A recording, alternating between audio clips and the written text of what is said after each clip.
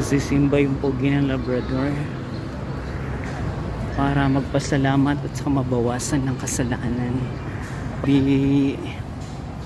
nagbabayad ng utang. Choose lang. Pinagdadasal ko sila. Kung ayaw nila magbayad, sana gumanda yung buhay nila. Kaso hindi naman gumanda yung buhay nila dahil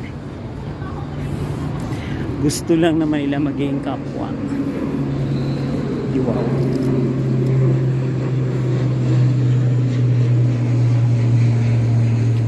Init.